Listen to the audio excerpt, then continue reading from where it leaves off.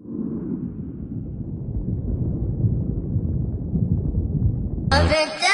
فيما آتاك الله الدار الآخرة ولا تنس نصيبك من الدنيا. السلام عليكم ورحمة الله وبركاته. بسم الله والحمد لله والصلاة والسلام على رسول الله صلى الله عليه وسلم. حبايبي، النهاردة موضوعنا عن عنوان الفيديو اللي انت قرأتيه. انا بتكلم صح، البسي منطلون زي ما انت عايزة، خلي البسي بنتك منطلون زي ما انت عايزة، وبرضو عندي ادلة على الكلام دي. ولكن تلبسي المنطلون ازاي وتلبسيه ازاي وتروحي فين بيه وتطلع بيه ولا لا وتقعدي بيه في البيت ولا لا، هو ده مربط الفرس. حبيبتي، انت ست الكل، وانت فوق راس الكل، وانت اللي ربنا سبحانه وتعالى يعني كرمك وخلاكي قرة كده او الماظة او دهباية في بيتك. اعملي زي ما انت عايزة في بيتك، البسي منطلون والبسي بيجامة والبسي ترنك ضيق، البسي زي ما انت عايزة، لبسي بنتك في البيت برضو زي ما انت عايزة. اما تلبسي المنطلون ده في الشارع لا، تلبسيه وانت رايحة شغلك لا. ليه ما تلبسيش البنطلون وانت في الشارع او لان البنطلون بيفزر جسمك كله، بيصف ويشف، بيصف الجسم، بيصفك بالظبط، وبيشف الجسم برضه. يعني انت دلوقتي ما تخليش جوزك يبص بره على لبسين منطلونات، البس في البيت، البس منطلون في البيت، البس منطلون جينز برمودات، المنطلونات اللي انت نفسك فيها، الحاجات القصيره كله البسيه في البيت.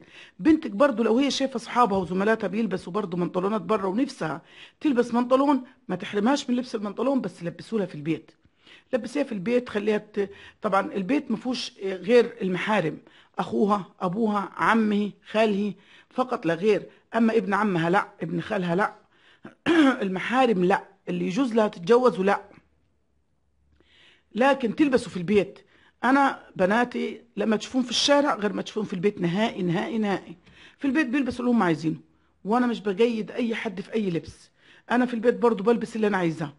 يعني انا ست ارمله، ست كبيره مش صغيره، ولكن مش بتقيد بلبس معين في البيت نهائي. اما في الشارع بقى بلبس العبايه، الطرحه، الوقار، الحشمه، لازم واحنا طالعين. اما في البيت فانت البسي كما تشائي. طبعا الراجل يعني غصب عنه بيشوف سيدات في الشارع لابسين منطلونات، طبعا دول المتبرجات. الواحدة تبقى لابسة منطلون ضيق ولابسة فوقيه تيشيرت او بلوزة او اي شيء، ولكن كأنها ما لابساش. ورغم ده كله يعني يا رب يهديهم يا رب ان شاء الله، ولابسة فوقيه حجاب. طب انت لابسه ليه الحجاب؟ ايه لازمته الحجاب؟ الحجاب تلبسيه على بنطلون وتيشيرت او بنطلون وبلوزه، ويبقى جسمك كله مفزر وجسمك كله باين وجسمك كله كأنك ما لابساش خالص. ده طبعا انا برضو رساله بوجهها لكل ام. بنتك وهي طالعه شوفيها، بص عليه، هاتيها من قدام لب ودخليها تاني، بص على جسمها، على وشها، على الطرحه اللي لابساها، على ده واجبنا يا جماعه، واجبنا حبايبي، ان احنا ما نطلعش البنت بطريقة يعني احنا نتحاسب بيها. الاب في شغله ربنا يكون في عونه، او الاخ في شغله، او الخال او العم، ولكن مين مسؤول عن البنت؟ انت المسؤولة وهتتحاسبي معاها يوم الدين. لما تكون بنتك طالعة مثلا بشيء ما يرضيش ربنا، او في نوع من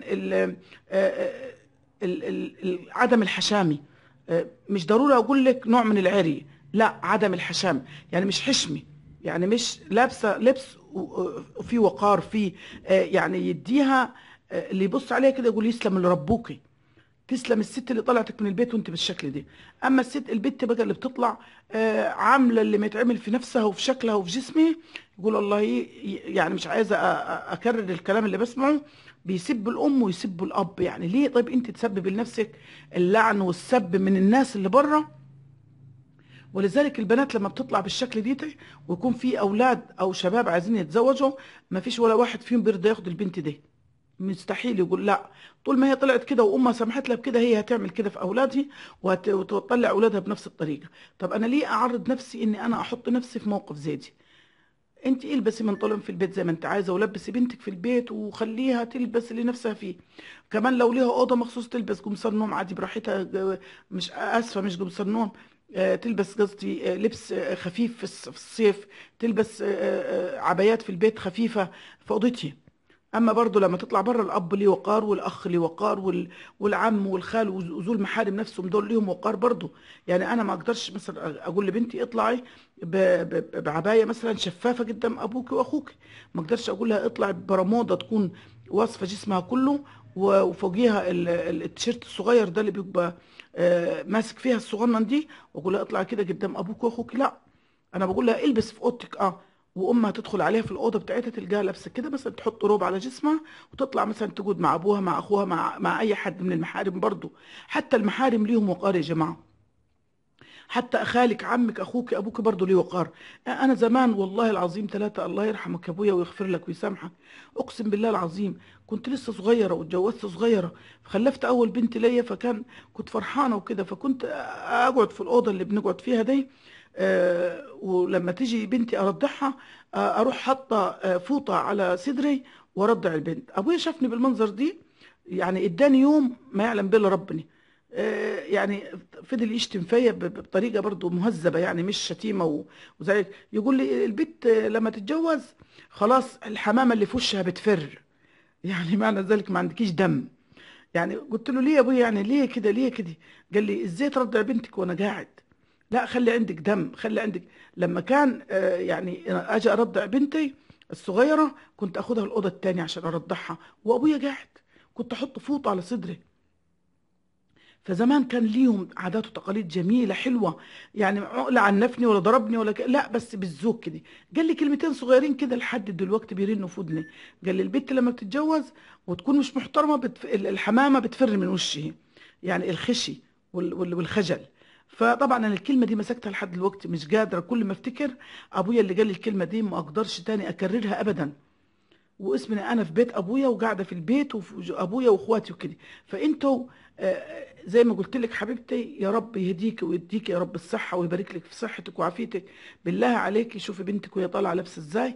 انت نفسك برضو ما تلبسيش البنطلون الا في بيتك، البسيه في بيتك والمكياج، والبسي ستنا عائشه رضي الله عنها وارضاها لما بتقول واحده بتقول لها يعني ينفع يعني اتزين لجوزي وكده، قالت له لو تقدري تقلعي مقلة عينك وتغيريها لزوجك افعلي. لما لك واحدة من الصحابة كانت ماتت، كانت قبل ما تموت، هي واحدة من زوجات الرسول عليه الصلاة والسلام، بتقول لها أنا خايفة أموت الناس تشوف جسمي وهيئة جسمي في الكفن، خايفة أشوف حد يشوفني بهيئة جسمي في الكفن. شوف هي بتفكر في نفسها وهي ميتة، بتفكر في نفسها ازاي وهي ميتة، روحها خلاص صعدت لله سبحانه وتعالى.